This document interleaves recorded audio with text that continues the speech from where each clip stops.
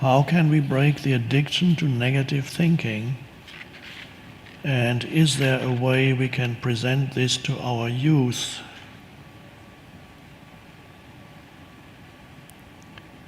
Well, negative thinking is many egos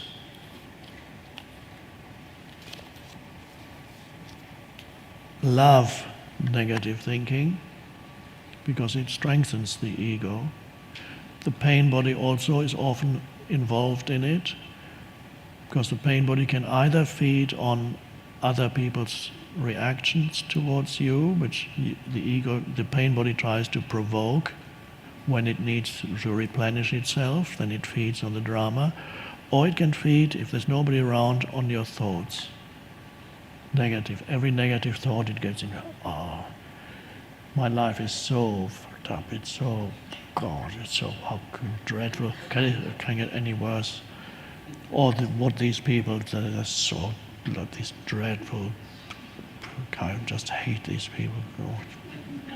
Why is always, this stuff always happens to me, doesn't it? It's just bound to happen to me. Why can I never get things right? Why can they never get things right?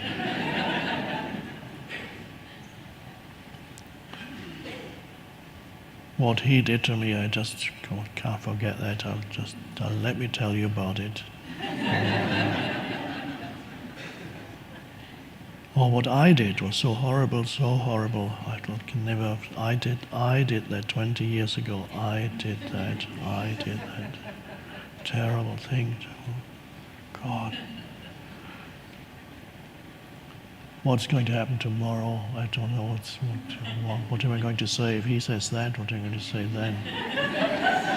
What if I lose? If I lose that job? I think I might get the sack soon. I have a feeling that I'll be out in the street. I won't be able to pay my mortgage. What can I do? What time is it? 3 a.m.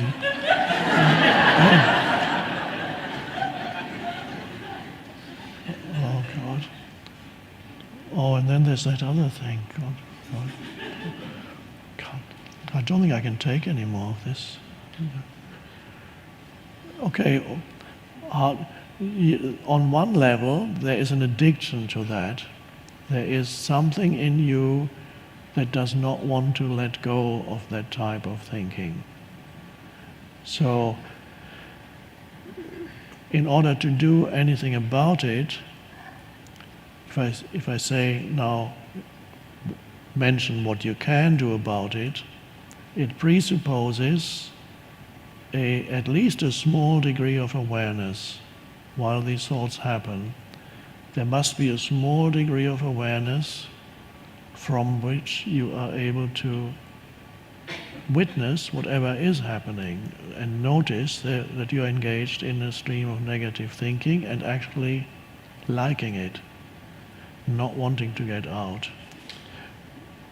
You can, especially with anger, which is another form of negative mental emotional state, you can see how people, if you're trying to say to an angry person, would you like me to help you let go of this anger? See what response you get. In other words, the person does not want to let go of the anger. It loves that anger the person is in its grasp. It loves. It's the ego. The ego loves that anger because in an angry state, the ego gets inflated.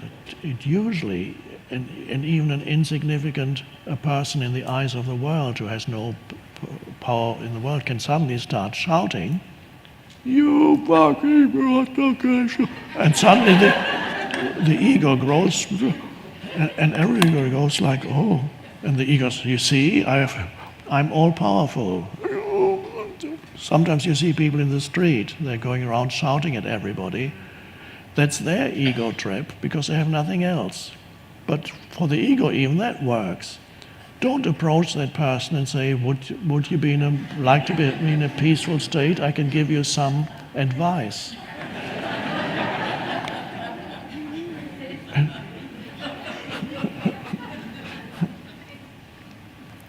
So if I say that what to do about it, it presupposes that you know what's happening to you at that moment, during that time.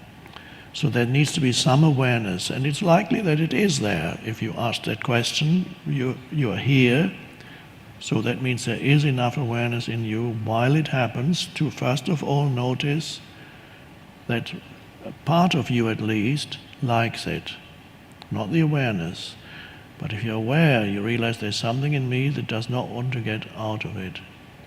That if it's been going on for years, even your sense of identity, or an important part of your sense of identity, is in that negative mental emotional state.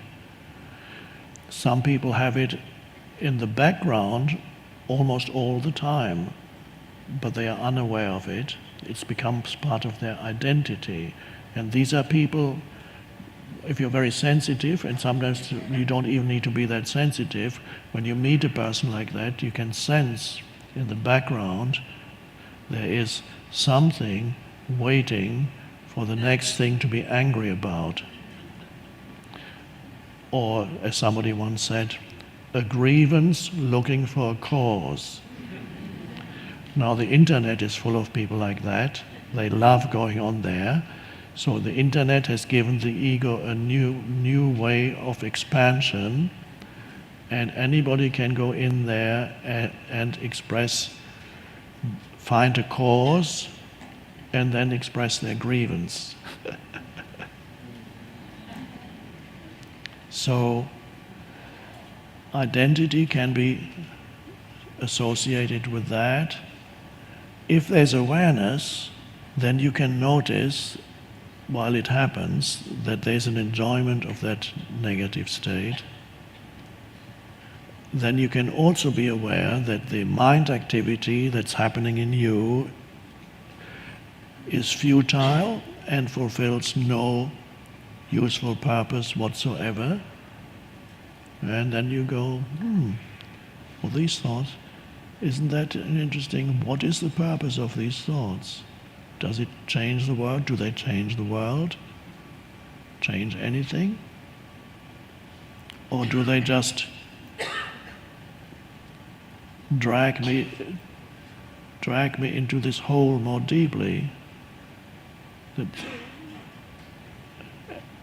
there is an unconscious belief in the mind also.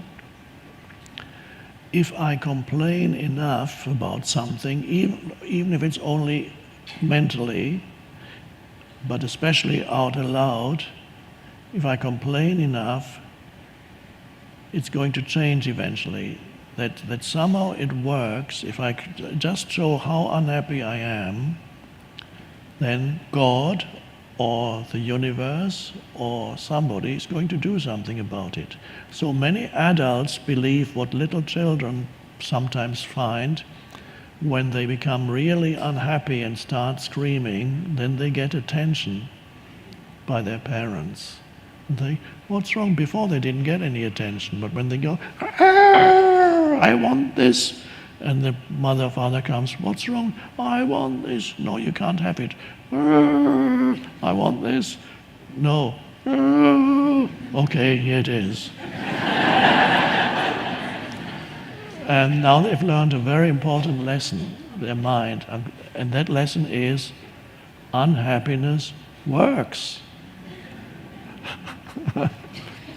And if that is repeated many times in childhood, the adult still has that unconscious belief in their mind, and so they periodically enter states of unhappiness in the unconscious belief that things are going to change if I'm really unhappy. Now, it might work while you're a little child, because your parents can't stand the screaming anymore, so they give you what you want. Some adults never figure out that unhappy states do not work when they're adults, and they continue to practice what they learned as little children for the rest of their lives, never realizing that it doesn't work.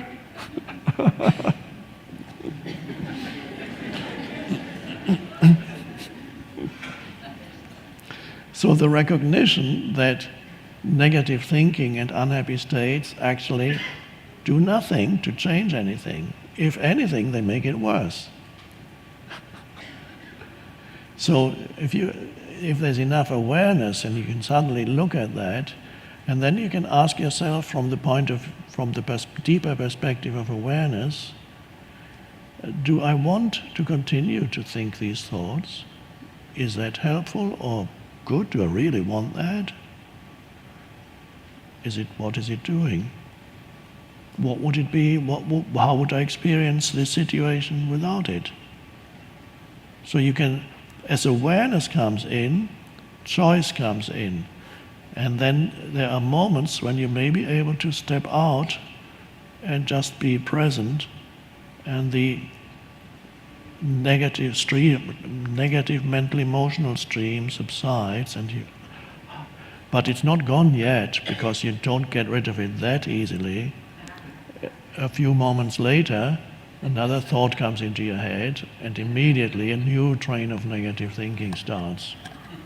And you can feel the pull of it. It can be very, very strong, especially if it's been in your life for a long time. You feel the pull of negative thinking. Come this way. This is so familiar. This is where you belong. This is who you are. And then you need awareness. So you can't fight the negative states, because that's another negative state. But you can be aware and see its futility, and ultimately see also how that you are addicted to it. But when you see it, you're not completely addicted anymore.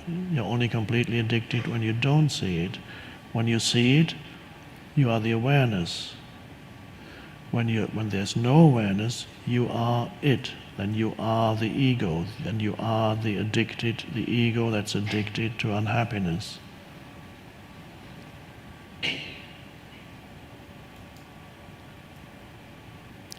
So it's important, by the way, as I just mentioned, little children, if you have a small child, to give attention to the child, not wait for the child to go into a screaming state or some other negative tantrum, and then give the child attention, but give the child attention at normal times.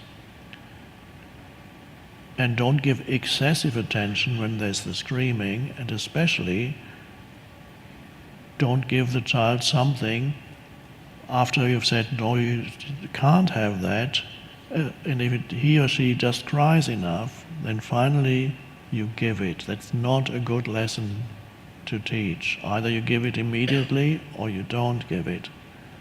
And if you think it's bad for the child, then of course it's better not to give. But of course the parent gives it because he or she wants the crying to stop. So okay, oh dear, you're teaching very, very wrong lesson.